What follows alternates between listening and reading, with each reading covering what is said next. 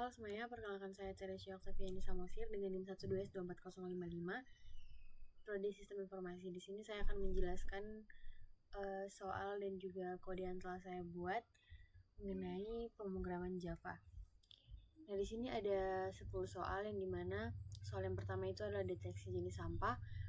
Konsep yang digunakan yaitu enumeration dan juga switch. Yang kedua, slip gaji karyawan kontrak PS magang. Ini menggunakan OOP dan juga inheritance. Yang ketiga, sistem tiket konser menggunakan konsep enumeration, diskon, dan juga polimorfisme. Yang keempat, rekap absensi mahasiswa menggunakan konsep enumeration dan juga persentase serta kondisi. Yang kelima, layanan rumah sakit menggunakan konsep OOP, abstrak kelas, dan agregasi dan juga seleksi. Yang keenam, kompetensi coding antar prodi menggunakan enumeration, agregasi, dan juga seleksi. Yang ketujuh, dompet digital multisumber menggunakan konsep OOP, validasi, dan juga mengenai bunga. Yang kedelapan, notifikasi akademik mahasiswa dengan konsep enumeration dan template string. Yang kesembilan, manajemen parkir kampus dengan konsep enumeration, diskon, dan akumulasi. Dan yang terakhir, yang ke-10 adalah sistem beasiswa otomatis dengan konsep enumeration, multikondisi, dan juga OOP. Kita masuk ke soal yang pertama, deteksi jenis sampah. Nah, yang dimana di sini tuh untuk membuat aplikasi pengelolaan sampah pintar yang membedakan sampah menjadi 3 jenis penggunaan enumeration. Yang pertama itu ada organik, anorganik, dan juga B3 atau bahan berbahaya beracun.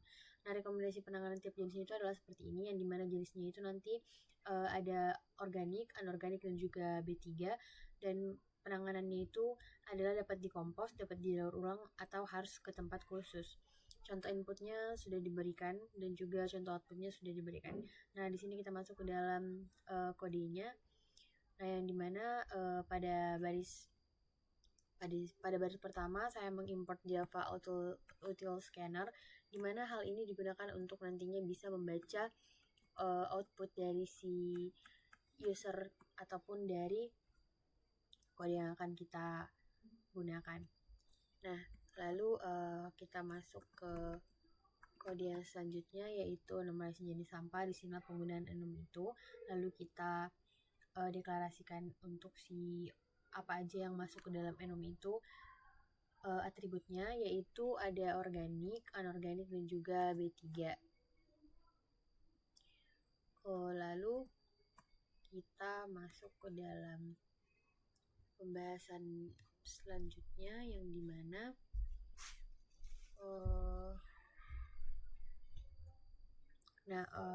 untuk enumerasi jenis sampah ini memiliki nilai yang tadi sudah kita lihat yaitu organik, anorganik, dan juga B3.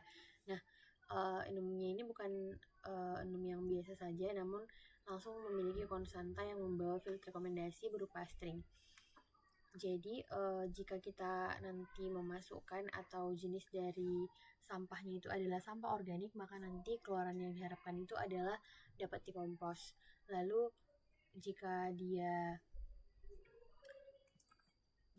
anorganik, maka dia dapat didaur ulang, dan jika dia B3 maka harus dimasukkan ke dalam tempat yang khusus. Selanjutnya untuk kode yang digunakan di dalam soal nomor pertama ini, di mana kita harus membedakan antara si sampah organik, anorganik, dan juga sampah B3. Jadi pada kode di barisan ke 3 sampai 10 ini merupakan enumeration untuk si jenis sampahnya. Nah, jadi ini itu merupakan enum yang type-nya safe atau baik dan aman. Jadi kalau misalnya usernya inputnya tidak valid, maka program itu bakal langsung memberikan hasil yang jelas atau tidak diam-diam salah. Kayak misalnya pas submit kode di GitHub, biasanya kan kalau misalnya kita run itu bisa dan berhasil, tapi kan bisa aja nggak sesuai sama apa yang diharapkan, outputnya masih ada yang kurang, namun ya emang bisa di run dan keluar outputnya, tapi ada aja beberapa titik yang nggak sesuai dengan output yang diharapkan. Jadi saat disubmit dia salah. Nah, jadi itu penggunaan enumeration pada kali ini yang dimana tipenya itu bersifat safety sehingga dia nggak diam-diam salah. Jadi dia langsung ketahuan kalau misalnya dia itu salah. Nah, terus dia lebih aman dan juga lebih mudah didebak. Dan untuk baris keempat sampai keenam itu dia menggunakan string. Ini string rekomendasi. Nah, ini tuh menggunakan string rekomendasi karena dia setelah dia mapping antara jenis sampahnya, maka rekomendasinya itu udah tersimpan di suatu tempat sehingga tidak perlu lagi kita menggunakan if else atau switch yang panjang di metode yang lain. Karena nanti kalau misalnya ada jenis sampah baru, tinggal tambah satu baris di enumnya lalu selesai. Lalu pada baris ke-8 itu saya ada mendeclare field string rekomendasi dalam enumnya. Nah, ini tuh field yang akan menyimpan teks rekomendasinya, yang dimana kita nggak perlu lagi tadi menggunakan if else dan juga switch. Nah, terus di bagian ke-9 itu adalah konstruktor enumnya. Ini tuh jenis sampah string R di rekomendasi sama dengan R. Nah, ini tuh enum sebenarnya termasuk kelasnya. Jadi dia bisa punya konstruktor dan file seperti kelas biasa. Konstruktor ini biasanya dipanggil untuk saat Java-nya bakal membaca organik dapat dikompos, dan dimana nilai dapat dikompos itu dilempar ke dalam parameter si R lalu disimpan ke this.rekomendasi. Lalu kita masuk ke dalam baris yang ke ini ya seperti pada biasanya ini merupakan kelas untuk si deteksi sampahnya. Terus kita masuk ke dalam kode yang keempat yaitu baris ke-14 yaitu scanner SG Scanner. Ini tuh adalah standar untuk baca input dari si konsolnya. Terus di baris ke-15 ada kode integer and integer dot parsen integer. Nah, ini dimana saya pakai next line bukan next integer karena next integer itu tidak dapat mengonsumsi new line di akhir baris. Jadi kalau misalnya dipakai di baris berikutnya bisa terbaca sebagai string yang kosong. Namun dengan menggunakan next line dot trim ini dapat dipastikan bahwa satu baris dapat terbaca penuh dan white space-nya juga dapat dibersihkan terlebih dahulu sebelum diparse ke integernya. Terus di baris yang ke-17 itu ada for integer i sama dengan 0, i lebih kecil daripada 0, lalu menggunakan i++, dan dimana ini artinya loopingan standar sebanyak n kali untuk memproses data sampah. Baris ke-18 string dengan array part sama dengan stnextLine.trim.split, lalu ada tanda kutip 2 yang dimana ini tuh nanti dibaca satu baris penuh lalu dapat ditrim serta di split berdasarkan spasi. Jadi hasil array stringnya itu jadi parts, terus dideklarasikan itu dimulai dari nilai 0 adalah nama sampahnya, lalu parts pertama itu adalah jenisnya. Nah, terus barisan ke-20 ada jenis sampah, jenis sama dengan jenis sampah dot value parts pertama. Nah, itu tuh merupakan metode value of yang dimana ini tuh dapat mengkonversi string seperti organik menjadi konstanta enum jenis sampah dot organik. Di sini tidak menggunakan if else karena dengan value of itu kodenya dapat berjalan dengan lebih ringkas dan juga scalable. Jadi kalau misalnya enumnya punya 10 jenis, maka barisnya tidak bakal berubah dan ini juga mengurangi error. Baris ke-21 sistem out println nama titik 2 jenis rekomendasi. Nah, ini tuh karena rekomendasinya udah disimpan default enumnya tadi, maka tinggal akses jenis rekomendasi, jadi nggak perlu ada logic tambahan apapun, sehingga ini membuat desain enum dan field itu dapat terkerjakan dan juga dapat di print sesuai dengan apa yang akan diharapkan pada outputnya. Nah, di sini kita coba untuk run soal yang pertama.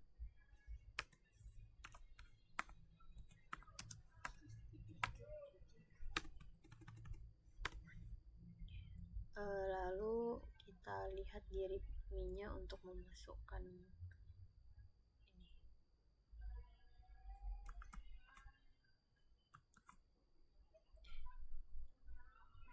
Salah.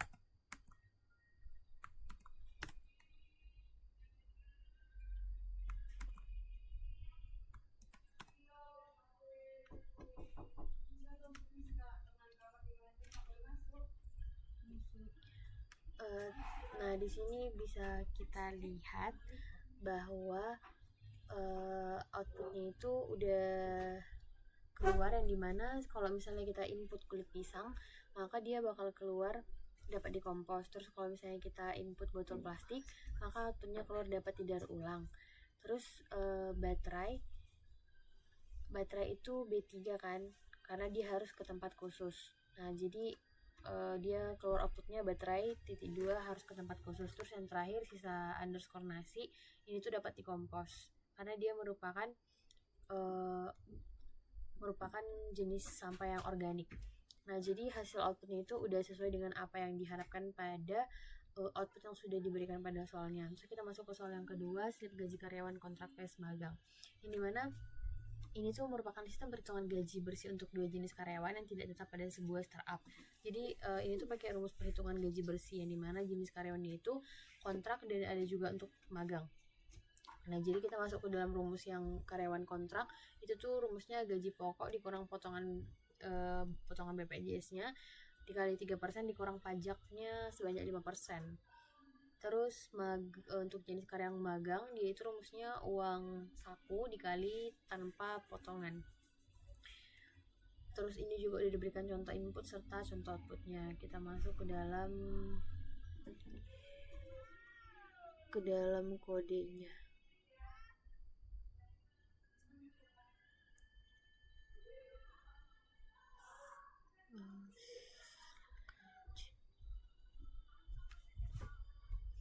Nah, sama juga seperti yang ada pada soal pertama. Pastinya tadi kita import dulu untuk java.output.scalarnya untuk dapat membaca. Nah, jadi input integer n itu ada di baris pertama. Lalu tiap jenis karyawannya itu 2 baris, dan baris pertama ada nama menggunakan string, dan tipe karyawannya itu juga menggunakan string untuk si kontrak atau magang.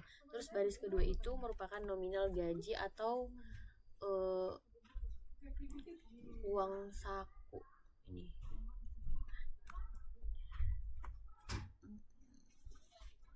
Atau dia itu merupakan uang saku dari si kontrak sama magangnya. Outputnya nantinya n baris format nama dan juga gaji bersih titik 2 nominal. Nah jadi di baris ketiga sampai baris yang ke-6 ini saya mendefinisikan interface karyawan dengan dua metode. Yang pertama dengan metode getter nama dan juga hitung gaji bersih. Nah jadi menggunakan interface bukan menggunakan kelas pada biasanya, karena kontrak dan magang itu memiliki cara hitung gaji yang berbeda. Jadi kalau misalnya dia memiliki misalnya ada soal yang memiliki dua tipe di dalamnya dan itu dikerjakan secara berbeda, biasanya itu menggunakan interface bukan kelas. Nah karena kalau misalnya kita gunakan dalam satu kelas, maka dia itu akan menggunakan if else yang banyak sehingga dapat berantakan dan juga membuat kita kewalahan. Sedangkan kalau misalnya kita menggunakan interface, maka setiap kelasnya itu dapat mengimplementasikan metode yang sama, namun boleh dengan caranya sendiri. Jadi ini tuh merupakan inti dari pelajaran kemarin, yaitu tentang polymorphism. Terus kita masuk ke dalam baris ke-8 yang dimana baris yang ke-8 ini adalah kelas kontrak implements karyawan. Dan jadi dengan implements ini kelas dapat menyediakan semua metode yang ada di interface. Jika tidak, Java langsung error saat di-compile. Terus untuk baris ke-9 dan ke-10 saya mendeklar field nama bertipe string dan juga gaji pokok bertipe long. Nah jadi menggunakan long bukan integer karena nilai gaji bisa mencapai jutaan, dan dia lebih aman jika menggunakan long agar tidak overflow jika kita menggunakan integer. Terus untuk baris ke-11 sampai baris ke-14 ini tuh merupakan konstruktor dari si kontrak, yang dimana saya menggunakan this.nama sama dengan nama karena nama parameter dan nama fieldnya itu sama. Jadi this itu dipakai untuk membedakan antara field milik objek versus dengan parameter yang masuk. Terus untuk barisan ke-16 sampai barisan yang ke-20 ini metode hitung gaji bersih milik si kontrak. Nah di baris ke-17 ada long BPJS sama dengan long dikali gaji pokok dikali 0,03. Terus di sini menggunakan long karena 0,03 itu adalah literal double, yang kalau misalnya dikalikan long hasilnya bakal jadi double. Jadi saya menggunakan menggunakan fungsi long kembali untuk tidak terjadinya nilai desimal yang menggantung. Nah, terus ini juga terjadi di barisan nomor 18, ada long pajak dikalikan dengan 0,005. Terus untuk baris yang ke-9 itu ada return gaji pokok dikurang BPJS lalu dikurangin sama pajak. Nah, itu merupakan gaji bersih dari setelah semua potongannya. Terus untuk di baris yang ke-23,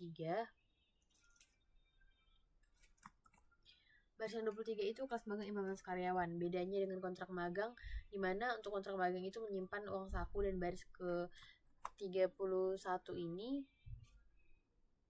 dapat kita lihat bahwa ini tuh metode hitung gaji bersih. Jadi dia hanya return untuk uang sisaku, tidak ada potongan. Nah, meskipun ini terlihat sangat simpel, namun kita harus mengimplementasikan interface-nya dengan baik, yang dimana disebut dengan polimorfisme atau satu interface banyak perilaku. Nah, inilah yang disebut dimana dia hanya ada satu permasalahan, namun hasilnya itu bisa banyak ataupun beragam. Terus di main baris ke-37, nah ini dapat kita lihat bahwa saya menggunakan nextline.trim. Ini tuh digunakan untuk membaca CN. Terus di baris ke-40 sampai ke baris 42 ini, nah ini tuh dalam periterasinya dapat membaca dua baris, yang dimana baris pertama itu digunakan untuk split untuk dapat nama dan juga tipenya, dan baris kedua diparses sebagai long dan juga nominal. Lalu kita masuk ke dalam baris yang ke-44, ini ada karyawan .k. Ini karyawan .k ini adalah tipe variabel yang interface, dimana bukan kelas. Jadi ini sangat penting supaya K itu dapat menampung objek kontrak maupun magang tanpa masalah. Ini merupakan konsep upcasting dalam polymorphism. Nah, untuk barisan ke-45 sampai ke-46 ini adalah if else untuk instansi objek yang tepat untuk sesuai tipe input. Di baris ke-48 ada K get nama, lalu pipeline gaji bersih plus K hitung gaji bersih. Walaupun K-nya udah kita deklarasikan sebagai tipe interface, namun Java itu biasanya nggak tahu. Java itu tahu kalau misalnya runtime objeknya itu kontrak atau magang, dan dia dapat memanggil fungsi metode hitung gaji bersih yang tepat sesuai objek aslinya. Maka ini disebut dengan dynamic dispatch. Nah, jadi nanti hasilnya ini nanti bakal mengeluarkan si namanya dulu, getter namanya, terus tambah dengan hasil dari gaji bersih sama hitung gaji bersihnya. Dari sini kita akan coba run untuk soal yang kedua.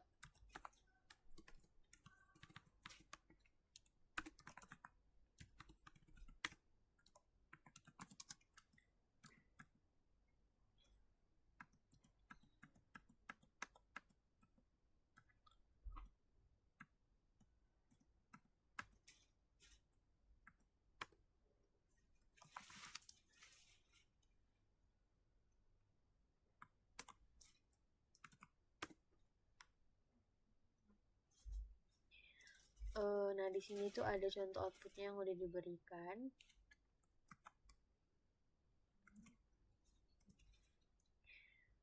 Nah, ini contoh outputnya, dimana Riko, pipeline gaji bersih, terus hasil gaji potongannya 500, dia ada di 5.520.000. Terus untuk si Sari gaji bersihnya itu 1.200.000, dan juga untuk si Danu gaji bersihnya adalah 4.140.000.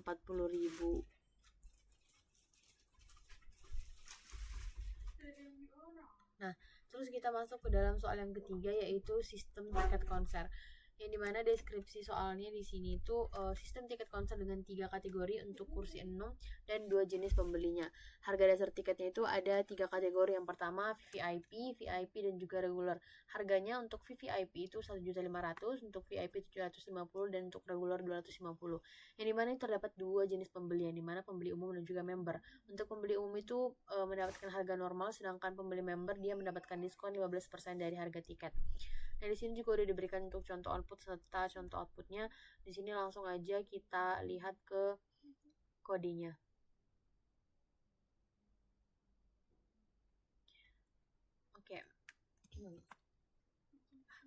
Nah, jadi di sini tuh ada integer n, di mana tiap barisnya itu terdapat nama pembeli, string, jenis pembeli, umum atau member, kategori tiketnya ada VVIP, VIP, dan juga regular, dan jumlah tiketnya itu integer.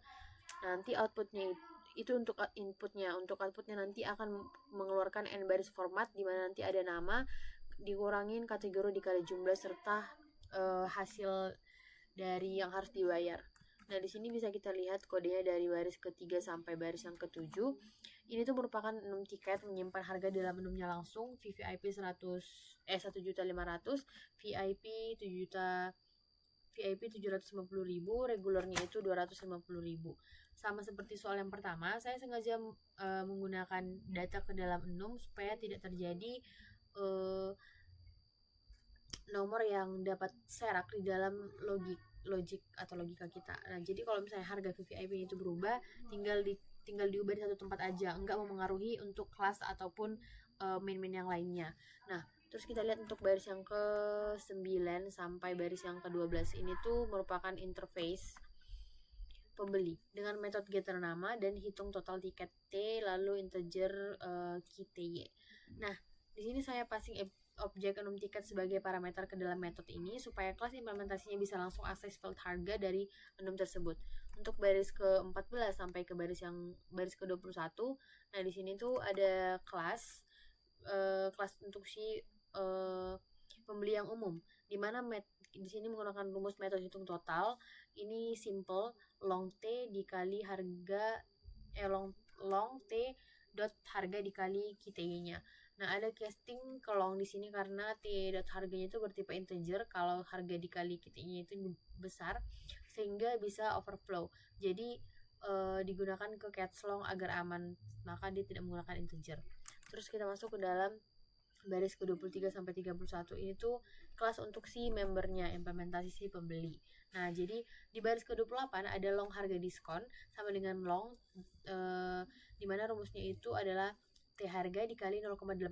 Jadi 0,85 itu adalah 100% yang dikurangi 15%. Jadi diskon itu 15%. Saya menghitung dulu harga setelah diskonnya, lalu di baris ke-29 kita kalikan dengan si KTY-nya. Jadi dia nggak langsung T harga dikali KTY dikali 0,85 agar kalkulasinya itu nanti lebih readable dan juga langkah per langkahnya lebih mudah di trace kalau misalnya nantinya ada bug atau error. Lalu kita masuk ke dalam baris ke-44.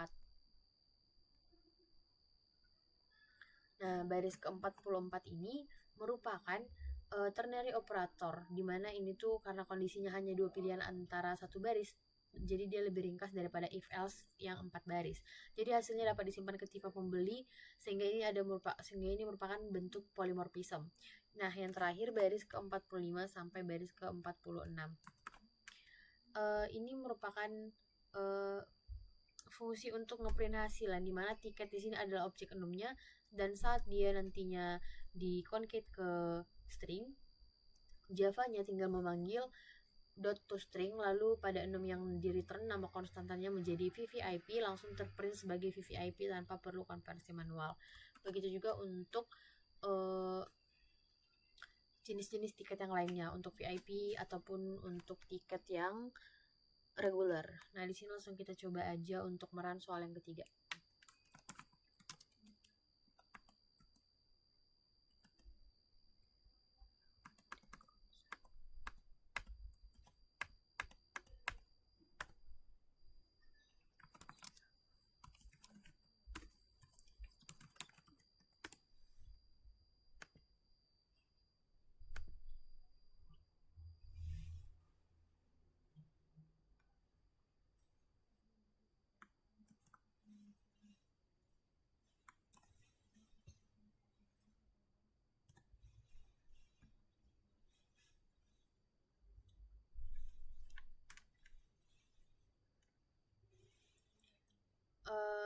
Lalu dapat kita lihat untuk outputnya, ya, yang dimana sini udah saya masukkan inputnya.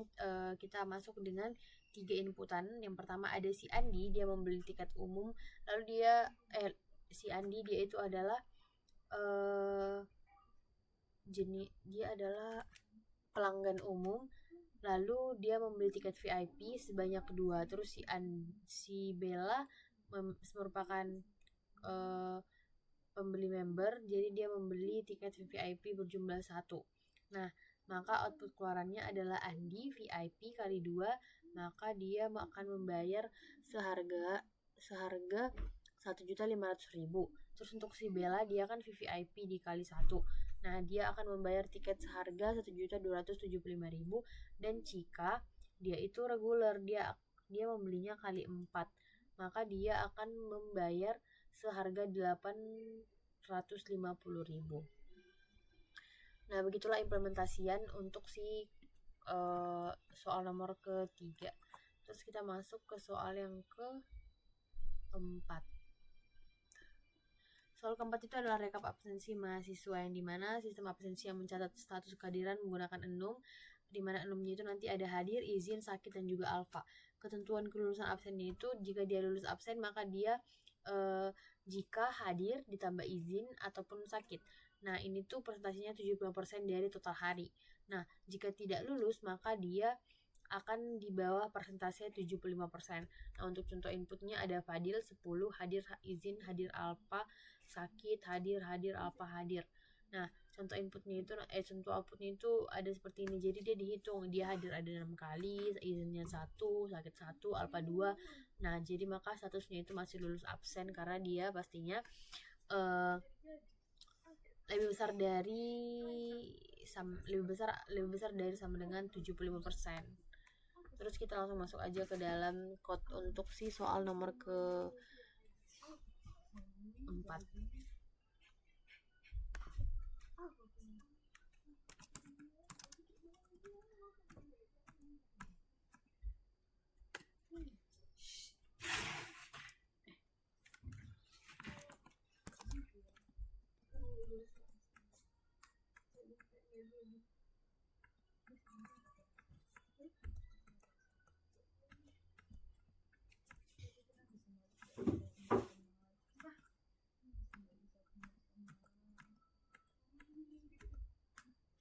Aduh.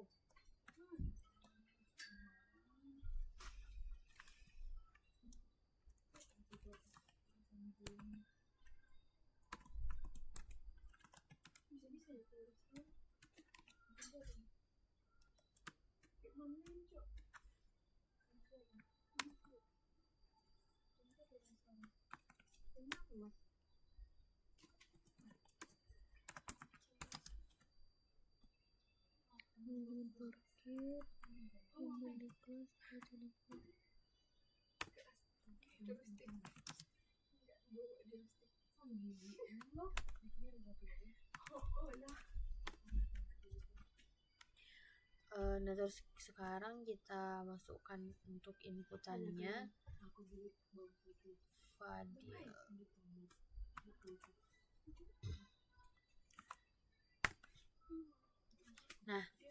Nah, untuk si Fadil itu kan dia jumlah absennya ada 10.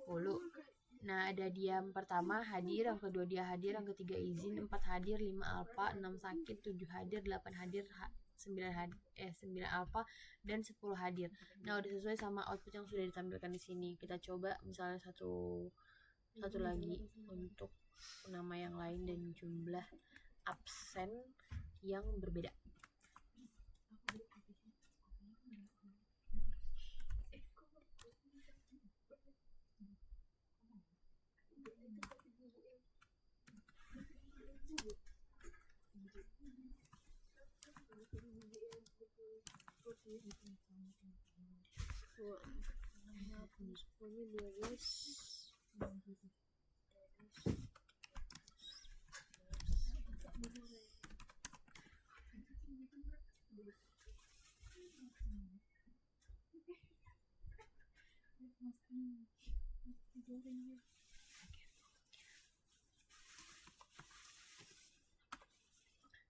Sekarang kita masuk ke dalam soal yang kelima, di mana soal yang kelima merupakan layanan rumah sakit. Nah, di sini deskripsinya adalah sistem perhitungan tagihan untuk 3 jenis layanan rumah sakit, yang dimana layanannya itu ada rawat jalan, rawat inap, dan juga IGD. Rumus tagihannya yang pertama, rawat jalan itu biaya underskon dokter ditambah dengan biaya obat. Rawat inap biaya dokter ditambah dengan tarif kamar dikalikan jumlah hari lalu ditambah biaya obat. Terus yang terakhir untuk IGD, biaya tindakan dikali 1,5. Ada surcharge-nya itu dengan 50%. Di sini juga udah diberikan input sama outputnya juga. Di sini langsung aja kita masuk untuk mengenai kodenya.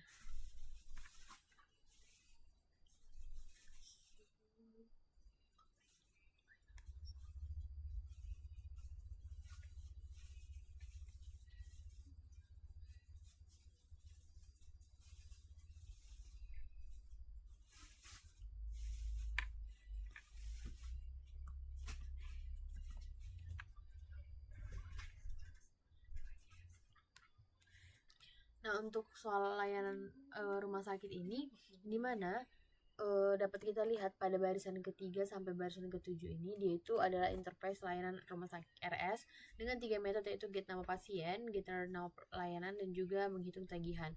Nah, di sini saya pisah getter nama layanan sebagai metode tersendiri di interface supaya dapat di print outputnya sesuai kode di main, sehingga bisa di generik, tinggal panggil layanan get nama layanan tanpa perlu diketahui itu rawat jalan atau rawat inap ataupun IGD.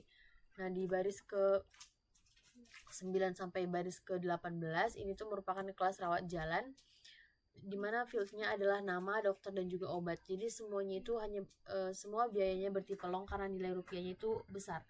Nah, jadi metodenya itu hitung tagihan di baris ke-17 hanya return dokter ditambah obat. Nah, untuk baris ke-20 sampai ke baris 30 itu merupakan kelas rawat inap. Di sini atributnya ada nama, dokter, tarif kamar obat, hari. Nah, di sini dia menggunakan case string, long, dan juga integer. Jadi ditambahkan field tarif kamar dan juga hari khusus untuk layanan di baris di bagian kelas rawat inap. Terus di baris ke-29 hitung tagihan, di mana dia return dokter ditambah tarif kamar dikali hari dan juga ditambah obat. Nah, di sini saya gunakan kurung di tarif kamar dikali hari itu agar urutan operasinya jelas sehingga tidak salah hitung. Nah, jadi agar yang baca kodenya nanti bisa langsung mengerti, sehingga ini merupakan satu komponen. Jadi saya buat dia merupakan satu komponen tersendiri. Untuk baris ke-32 sampai ke baris 39 ini merupakan kelas dari si IGD-nya. Pastinya sama juga dengan atribut nama, tindakan. Ini menggunakan tipe, data, string, dan juga menggunakan long. Nah, jadi kelas IGD ini hanya butuh satu field, yaitu tindakan, di mana metode hitung tagihan itu terdapat di baris 38, yaitu return long tindakan dikali 1,5. Ada surcharge yang sebanyak 50%, jadi dia dikalikan 1,5. Case longnya itu karena 1,5 di double, hasilnya harus dikembalikan ke long sesuai dengan return type metodenya nanti. Nah, terus di baris ke 44 ini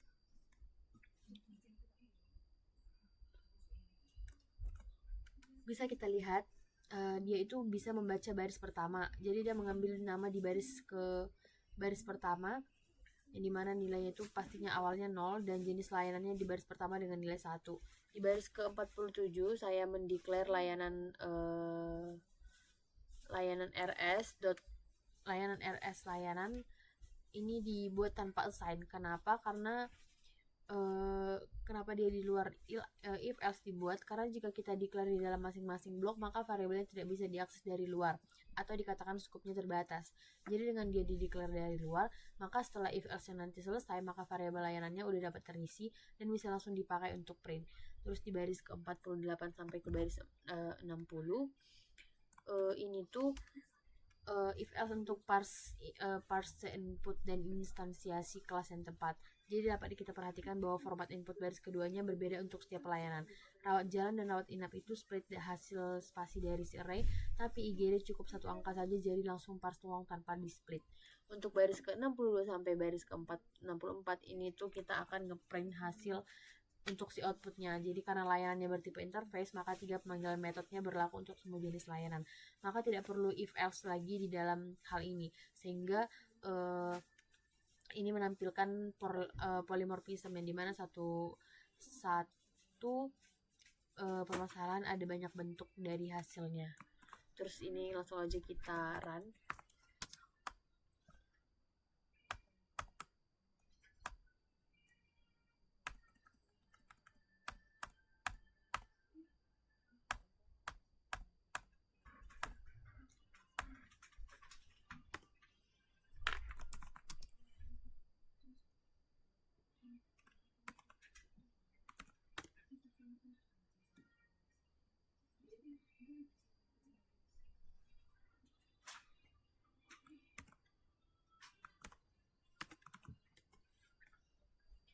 Oke, ini udah kita masukin inputnya, dimana dia itu adalah Bapak Hendra dengan ruangan rawat inap.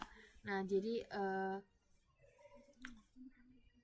hasil awalnya itu yang pertama ada 200, dia bayar 200.000, 350.000 sebanyak 3 hari, dengan dia dapat tagihan nantinya 150.000. Nah, jadi itu untuk outputnya dia kan nanti bakal dikurangin ya. Ini kan dia rawat inap, maka 200.000 itu adalah biaya dokternya. Terus tarif kamarnya itu dikalikan jumlah harinya, di mana tarif kamarnya adalah 350.000 dan 3 itu adalah harinya. Terus untuk 150.000 itu adalah biaya obatnya. Jadi pasiennya bernama Bapak Hendra dengan layanan rawat inap memiliki tagihan sebanyak 1.400.000 rupiah. Nah, terus kita masuk ke dalam soal yang selanjutnya, soal yang ke-6. Untuk soal kompetisi coding antar prodi. Di mana kompetisi coding ini antar prodi dengan peserta dari 3 prodi. Jadi kita pakai enum untuk untuk prodi IF, SI dan juga TI. Nah, jadi terbagi 2 kategori lagi, yang dimana terdapat rumus nilai akhir. Untuk si kategori junior, yaitu semester 1 sampai 4, dia menggunakan rumus skor underscore coding dikali 0,6 ditambah skor logikanya dikali dengan 0,4. Sedangkan dia kalau senior, maka rumusnya adalah semester 5, ya maka dia senior itu dari semester 5 sampai semester 8. Rumusnya adalah skor coding dikali 0,4 ditambah skor logikanya dikali 0,3. Nah, jadi program ini akan menampilkan pemenang tiap prodi. Dari mana? Dilihat dari nilai tertinggi per prodinya. Udah diberikan juga untuk input serta outputnya. Terus kita langsung masuk aja dalam kode untuk si soal kompetisi coding antar prodi ini.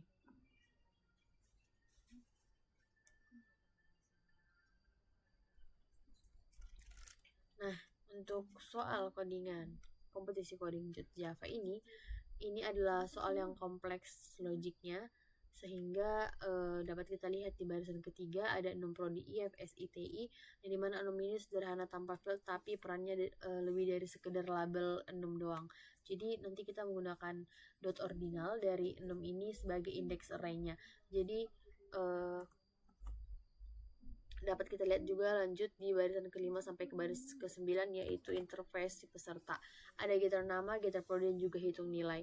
Kenapa getter prodi? Return type-nya itu prodi, bukan string, karena nanti di main-nya itu kita butuh memanggil si ordinal pada nilai prodinya, dan ordinal itu metode milik si enum, bukan si string, karena itu kita nggak pakai return string. Terus untuk ke barisan 11 sampai barisan ke-20 itu adalah kelas junior, yang dimana field namanya atau atributnya adalah nama, prodi, coding, dan juga logika. Nah, dimana di sini saya menggunakan metode hitung nilai. Di baris ke-19 ada return coding dikali 0,6 ditambah logika 0,4 dan bobot 60 atau sampai 40 sesuai dengan soalnya nanti. Terus dapat kita lihat di baris ke-22 sampai di baris ke-31. Nah, ini adalah kelas untuk si seniornya. Jadi ada tambahan field presentasi. Di baris ke-30 itu ada hitung nilai, return coding dikali 0,4 ditambah logika dikali 0,3, presentasi dikali 0,3, sehingga ini merupakan 3 komponen penilaian yang berbeda. Jadi di main baris ke-38 dan baris ke-39 dapat kita lihat bahwa ini merupakan kode yang bisa dibilang unik. Kenapa? Karena dia ada tambahan field presentasi. Jadi di baris ke-30 dia itu menghitung nilai, return coding dikali 0,4 tambah logika dikali 0,3 tambah presentasi dikali 0,3. Jadi ada 3 komponen penilaian juga. Nah, di mana di main baris 38 dan 39 ini merupakan bagian yang sangat menarik, di mana saya mendeklar 2 array string, top nama sama dengan new string dengan jumlah assign-nya 3, dan double assign-nya masih 0, masih kosong, dengan top nilai sama dengan min 1, dan juga min 1. Jadi mengapa size-nya 3? Karena ada 3 prodi, yaitu IF, SI, dan juga TI. Nah, terus kenapa ada top nilai di integer dengan min 1? Karena skor validnya itu pastinya positif. Jadi kalau misalnya dengan nilai min 1 kita menggunakan sentinel value, maka dapat diketahui bahwa misalnya prodi itu belum memiliki peserta. Jadi dengan begitu peserta pertama di setiap prodi harus langsung memperhatikan dan harus memperbarui nilai ini. Nah, terus kita masuk ke dalam baris ke yang 57. Nah, jadi untuk baris yang ke-57 ini adalah trik untuk return posisi urutan 6, yaitu untuk IF sama dengan 0, SI sama dengan 1, TI sama dengan 2. Jadi saya menggunakan ini sebagai indeks array top utama dan dengan top nilai. Jadi tidak menggunakan hash map karena untuk kasus 6 yang fix dan juga sudah terurut seperti saat ini, maka kita akan menggunakan array yang lebih efisien dan juga sederhana sehingga tidak perlu overhead dan juga hash map. Terus di baris ke-58 sampai ke baris 52,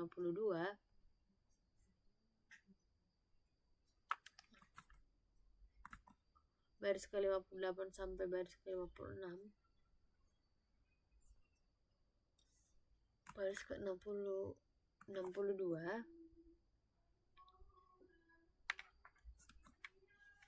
nah ini tuh setelah kita dapat nilai peserta lewat ps.hitung nilai, maka akan dibandingkan dengan top nilai dalam menggunakan assign IDX. Jadi kalau misalnya nilai pesertanya lebih tinggi, maka dia di-update kedua array-nya dapat disimpan nilainya dengan namanya. Lalu ini merupakan pola running maksimum yang klasik. Untuk baris ke-65 sampai ke baris 67 dapat kita lihat bahwa ini tuh hanya setelah nanti semua datanya itu diproses, maka kita akan melakukan looping array prodi dalam urutan yang eksplisit. Ada prodi IF, SI dan juga prodi TI. Nah, di mana di sini saya mendefinisikan urutannya secara manual, bukan menggunakan prodi.values karena agar bisa dikontrol urutan outputnya dengan pasti.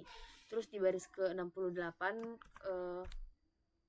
kita print menggunakan %f dan juga % 2f, di mana itu merupakan format spesial untuk floating point dengan 2 desimal di belakangnya. %n adalah line separator yang platformnya independen sehingga lebih portable daripada kita menggunakan hanya /n. Terus kita masuk ke soal selanjutnya, yaitu soal ke-7 dengan judul dompet digital, di mana baris sebelumnya mohon maaf Pak, kita compile dulu untuk soal nomor ke-6, yaitu si kompetisi coding.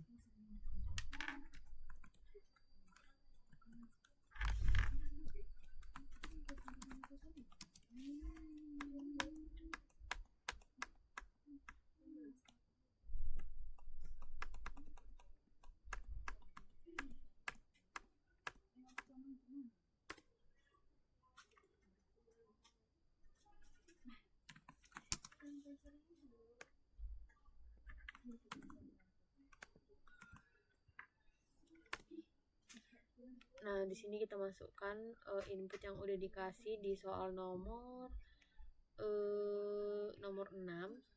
Nah, jadi kita masukkan ini inputnya jumlahnya ada 6 sesuai apa yang dikasih pada soal ya. Oke. Nah, di sini keluar udah ada seorang mahasiswa namanya Aldi, prodinya informatika. Dia merupakan junior dengan skor hasil nilainya 85 dan juga 90. Benny IF, dia merupakan senior dengan nilai itu ada 80, 75 dan 88. Cici SI junior, dia 9288. Dodi SI senior 78580. Erna TI junior 7882 dan juga Fani TI junior 8890 dan juga 85. Maka dapat diurutkan hasil presentasi nilainya bahwa IF Aldi 87, Cici 90,40 dan juga TI ada si Fani yaitu 87,70. Sehingga dapat kita lihat bahwa nilai yang paling terbesar itu adalah nilai si Cici dari prodi SI dengan jumlah total nilai 90 dikali 40. Kita masuk ke soal yang ke-7, yaitu dompet digital multisumber. Nah, aplikasi ini merupakan dompet digital dengan 3 sumber dana, yang dimana masing-masing aturan penarikan itu berbeda. Untuk sumbernya ada 3, yaitu tabungan, pinjaman, dan juga investasi. Aturan penarikannya ada bisa ditarik jika selalu mencukupi, bisa tarik kapan saja digunakan bunga JPJS, dan yang terakhir minimum penarikannya itu adalah 100.000. Terus kita langsung masuk aja ke kodenya.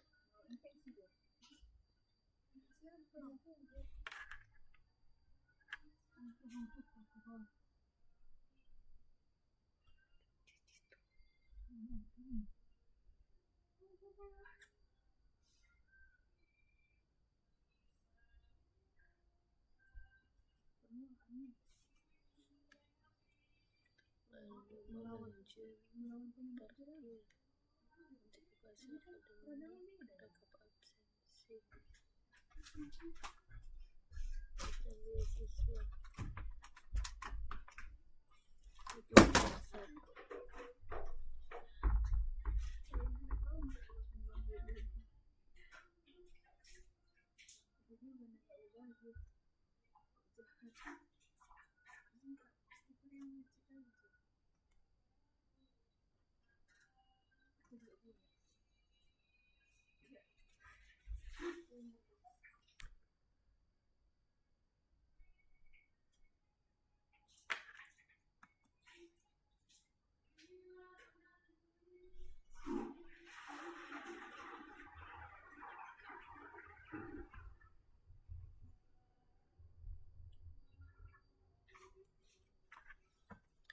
Nah, terus ini kita masuk ke dompet digital.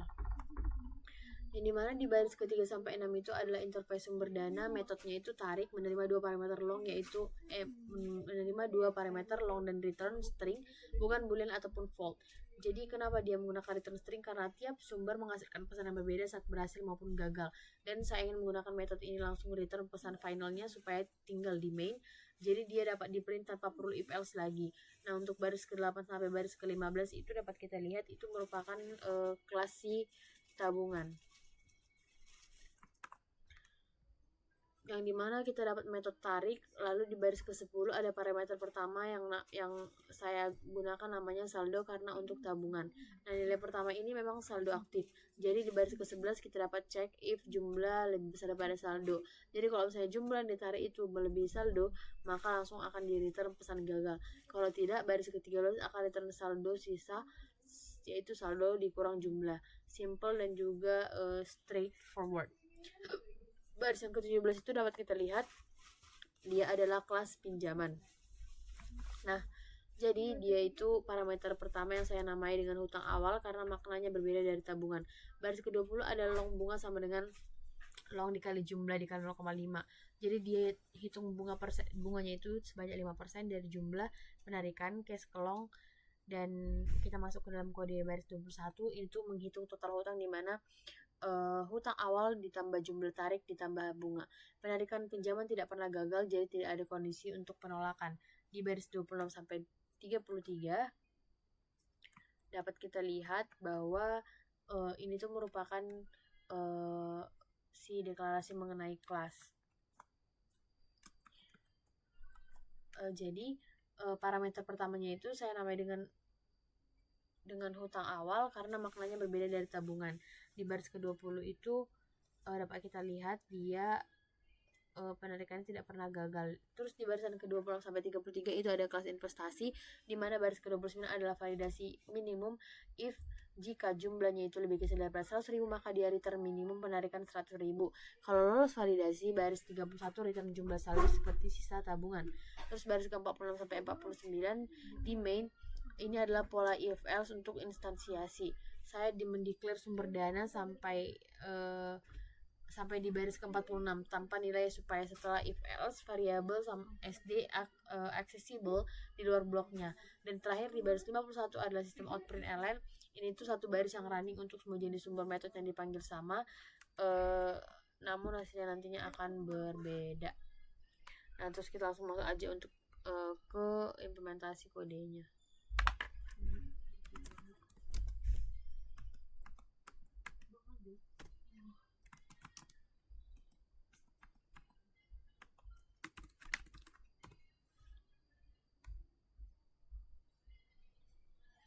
Oke, langsung kita masukkan aja ritmenya.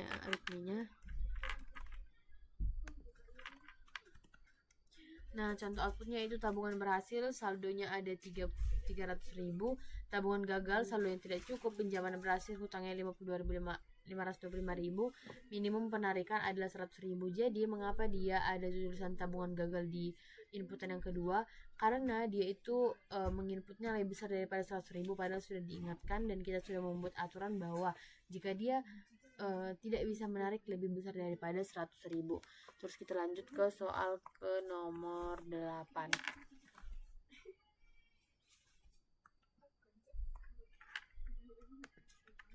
Soal 8 itu mengenai notifikasi akademik mahasiswa, yang dimana sistem notifikasi otomatis dengan 4 jenis notifikasi dengan 6 nilai pembayaran jadwal dan juga beasiswa, yang dimana itu dikirim sesuai dengan 2 kanal.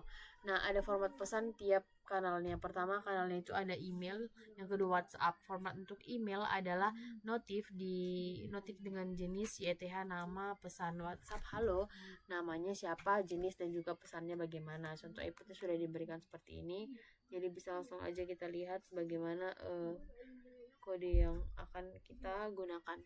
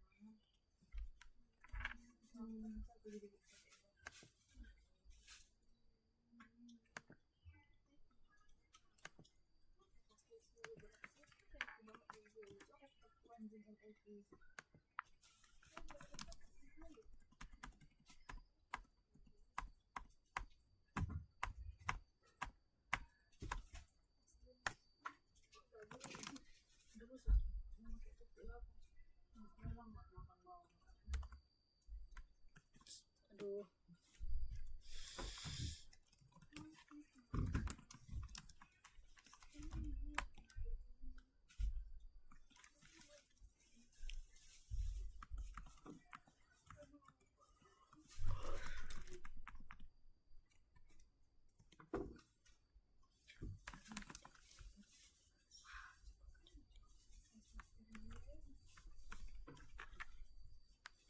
Oke, terus kita masukkanlah untuk inputnya.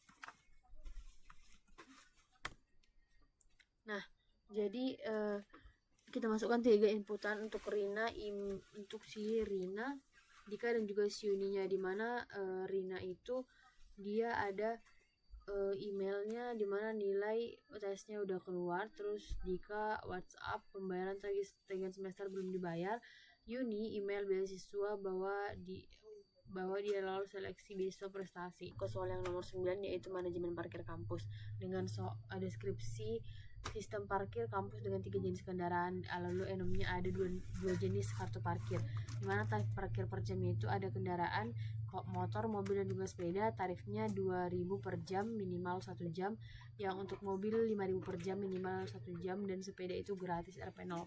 Jadi dia ada nih 2 orang, yaitu pertama reguler dan juga berlangganan. Untuk reguler harganya normal, sedangkan berlangganan dia dapat diskon 50% kecuali sepeda tetap gratis. Nah, program juga menampilkan total pemasukan parkir hari ini. Udah diberikan juga untuk contoh input dan juga contoh outputnya. Langsung aja kita masuk ke dalam codingan penyelesaian soalnya atau implementasinya di pemrograman Java.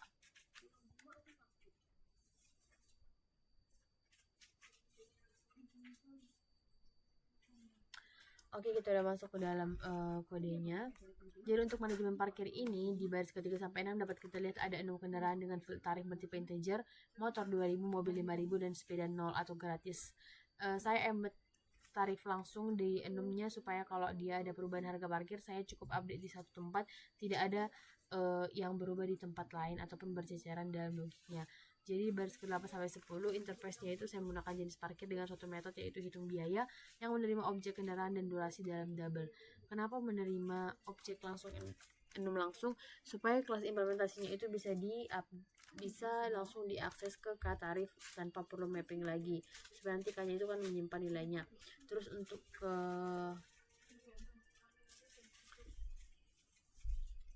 ke baris 12 sampai ke baris 17 bisa kita lihat bahwa dia itu adalah kelas irregular. Yang dimana di baris ke-14 integer durasi sama dengan integer, matchild itu jam, matchild kosong itu fungsi untuk membulatkan ke atas. Ini penting jika tidak karena kalau orang pakai parkir 1,2 jam maka dia akan dihitung 2 jam. Jadi saya cast dia ke integer karena matchild itu return double. Barisan kelima adalah nggak usah. Barisan kelima itu barisan ke-15 itu return long k tarif dikali durasi. Terus dia itu case ke long di sini supaya kalian tidak overflow.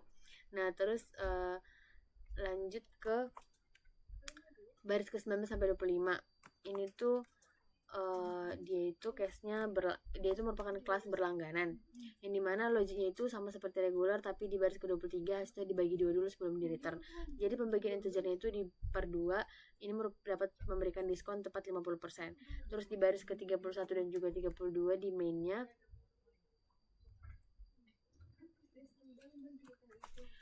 ini tuh saya mendeklar 2 variabel penting, dimana long total sama dengan 0 untuk akumulasi pemasukan dengan string builder SB sama dengan new string builder. Nah, jadi menggunakan string builder dan tidak langsung sistem outprintln karena dalam loopingan sistem outprintln itu merupakan operasi input output yang relatif lambat. Jadi kalau misalnya dia dipanggil berulang kali dalam loopingan yang besar, maka dia bisa terjadi bottleneck. Jadi dengan string builder kita dapat mengakumulasikan semua outputnya itu ke dalam memori terlebih dahulu, lalu kita print sekaligus di akhir, bisa lebih efisien. Terus di baris yang ke-41 sampai 42 ini bisa kita lihat bahwa dia ada jenis parkir, JP jenis equals, itu adalah ternary operator atau instansiasi satu baris didapat disimpan ke tipe interface. Terus baris 45 sampai baris ke-48. Baris ke-45 itu K itu adalah objek enum kendaraan saat concatenate ke string. Jadi otomatis jadi nama enumnya, misalnya motor. Terus di baris 47 untuk sistem outprint itu dia digunakan untuk ngeprint seluruh akumulasi output sekaligus. Terus baris ke-48 itu untuk ngeprint total pemasukan. Nah, langsung aja kita run.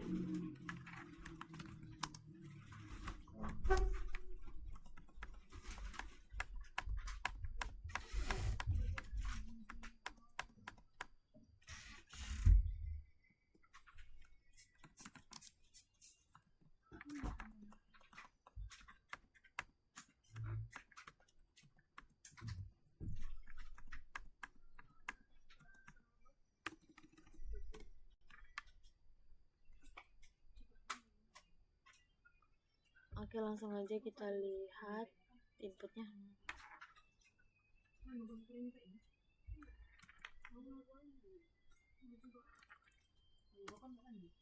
Nah, di sini kan ada nih keluaran outputnya. Di sini udah sesuai nih sama input yang udah dimasukin. Ada 5, terus kita masukin dulu yang pertama itu kendaraan, tarifnya, terus dia regular apakah regular kah ataupun berlangganan.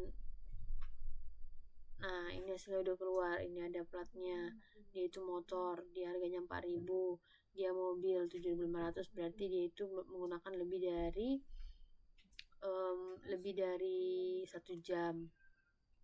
Terus ini dia sepeda, maka dia RP0. Jadi total pemasukannya si proses manajemen parkir kampus ini ada 32.500. Terus kita masuk ke soal yang terakhir mengenai sistem beasiswa otomatis. Ini sistem pendaftaran beasiswa otomatis dengan 3 program beasiswa 6. Yang dimana program itu ada prestasi, kurang mampu, dan kombinator.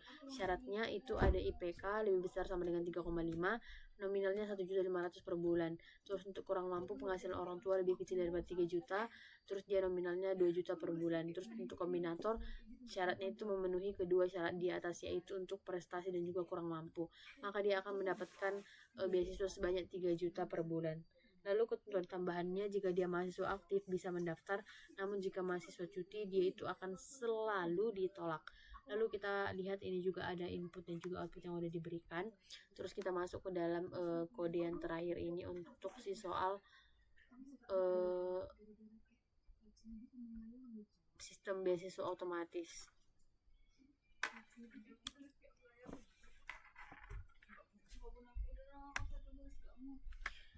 Jadi untuk sistem beasiswa ini pada barisan ketiga dia itu ada 6 program beasiswa dengan dengan atribut prestasi, kurang mampu, dan kombinator. 6 label ini untuk 3 program akan dipakai sebagai parameter cek kelayakan. Baris ke-5 sampai 8 ini adalah interface pendaftar dengan metode cek kelayakan. Jadi saya sengaja untuk mendesain cek kelayakan sebagai metode interface yang menerima semua data yang dibutuhkan sebagai parameter, bukan sebagai field, supaya objek pendaftar itu tetap ringan, tidak perlu menyimpan banyak state. Baris ke-10 sampai baris ke-28 itu adalah kelas aktif, di mana metode cek kelayakan di sini punya 3 cabang sesuai program beasiswa, di mana dapat kita lihat lagi untuk ke baris 15 sampai ke baris 17-nya.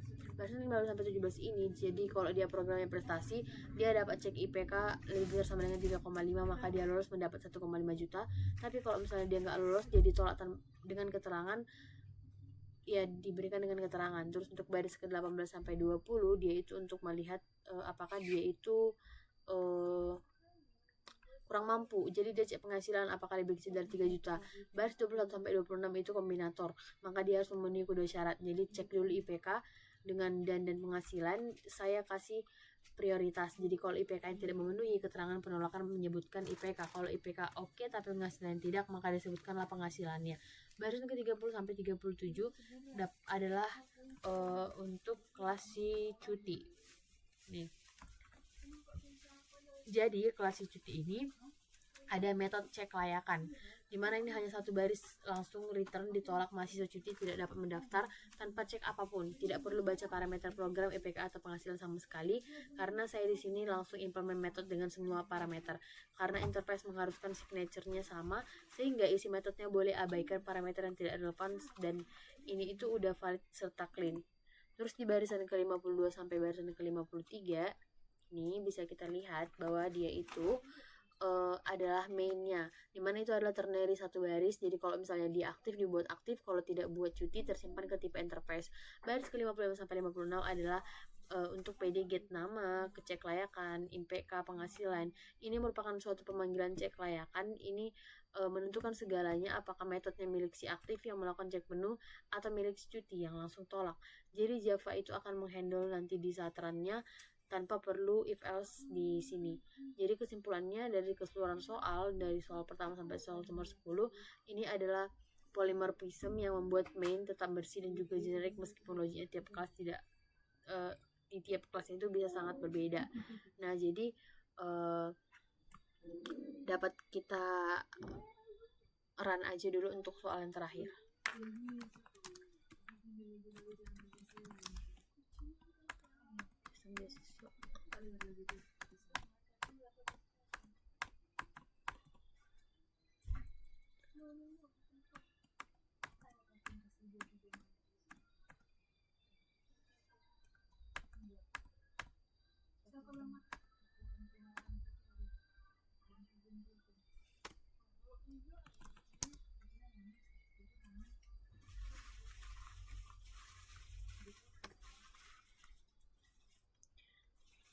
Nah, terus kita masukkan aja input yang udah dikasih di soal.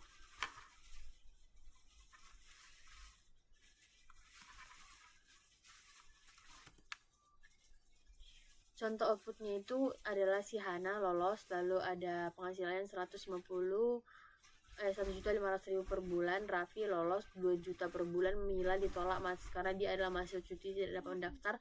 Tono lolos, dia dapat gaji 3 juta per bulan. Yani ditolak karena dia IPK yang tidak memenuhi syarat. Nah, ini udah sesuai output dan juga input yang udah diberikan pada soal. Nah, maka berakhirlah untuk semua soal yang udah saya buat sampai soal ke-10. Nah, jadi berdasarkan pembedahan kode dari 10 soal yang saya kerjakan di week 11 ini, saya simpulkan ada 2 pola utama yang konsisten saya terapkan di seluruh soal, yaitu ada 6 dan juga field untuk menyimpan data yang terkait langsung dengan tipenya supaya tidak ada magic number yang mappingnya tidak jelas. Yang kedua ada interface dengan polymorphism untuk menangani perilaku yang berbeda-beda per kelas supaya mainnya tetap bersih dan tidak penuh dengan if else yang panjang, jadi tidak terjadi bug ataupun error. Jadi kalau misalnya ada bug atau error, dia itu nggak bakal misalnya kedeteksi, maka dia kedeteksinya itu secara benar-benar real, enggak secara diam-diam. Makanya ada yaitu 6 file dan juga interface ditambah dengan penggunaan polymorphism. Sekian untuk penjelasan saya mengenai 10 soal yang telah saya buat pada week kali ini. Jika masih ada kesalahan dan juga tutur kata yang salah, mohon dimaafkan Pak. Terima kasih.